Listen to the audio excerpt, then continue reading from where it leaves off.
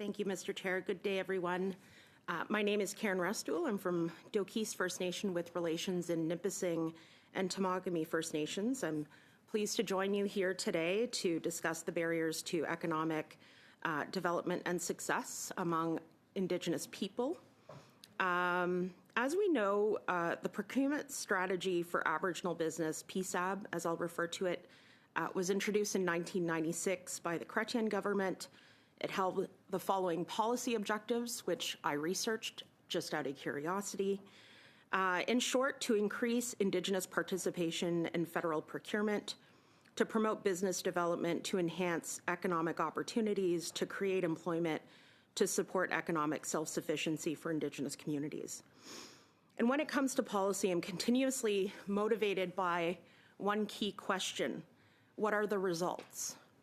And in this case of the procurement policy, have these 5 objectives been met?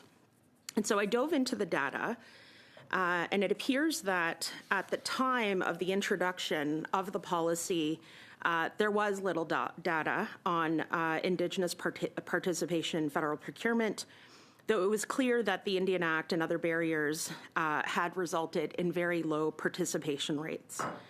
There was a survey, the Aboriginal Business Survey, conducted by StatsCan in 1996 that gathered information from roughly 2,500 Indigenous business owners across the country. And it's my understanding that there were roughly about 20,000 Indigenous businesses at the time. By 2018, the number of Indigenous-owned businesses had grown to about 62,000. This data is shared by the Canadian Council for Indigenous Business. And most recent estimates suggest that there are now over 70,000 Indigenous-owned businesses in Canada. And as it relates to federal contracts, my understanding is that last fiscal, a $1.6 billion for Indigenous businesses was noted by the federal government, representing 6.27% of total federal procurement and exceeding the mandatory 5% target. On face value, this, albeit limited, data shows growth in entrepreneurship among Indigenous peoples across Canada. However, we now have a strong and compelling reason to question the validity of this data given the rise in appropriation of Indigenous identity, also referred to as pretendianism, and the rise in fraudulent bids, all done to gain access and gain advantages to federal procurement opportunities.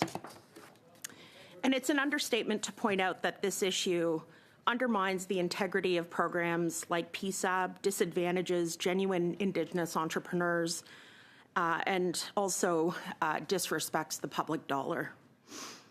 And while federal government maintains the Indigenous Business Directory, which requires proof of majority Indigenous ownership, these measures, in my view, are not sufficient.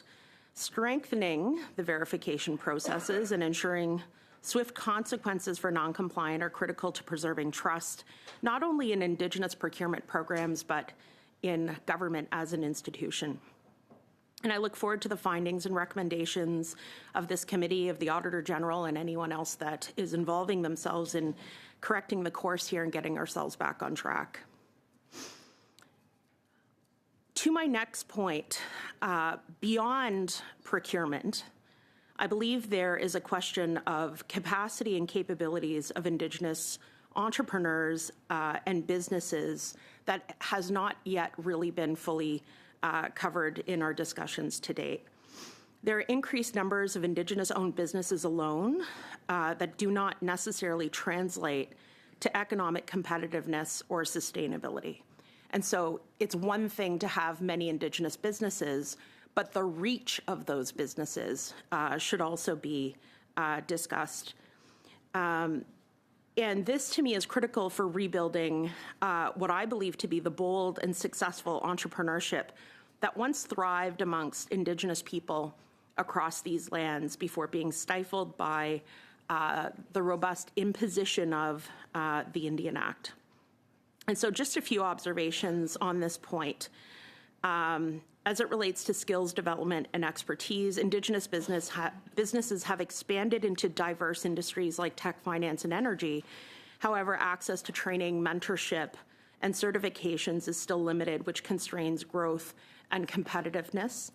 Access to capital, I believe, has been discussed at length. I won't reiterate. Emerging markets, Indigenous businesses are beginning to participate in global and tech-forward industries, but more support is needed to foster innovation and entry into these markets. Scalability and sustainability. While community-owned enterprises and Indigenous economic development corporations are growing, individual businesses often struggle to scale, and greater access to supply chains, procurement opportunities, and partnerships is key.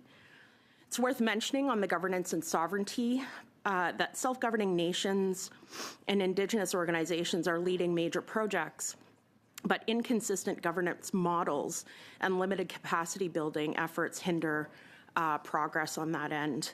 And finally, measurement of success. Huge fan of metrics. It really is the only way to measure results. So, Ms. Restoule, sorry, we're well over time, so if you could just finish your last point, and then we'll move to the next one. That was actually my last point, so thank you.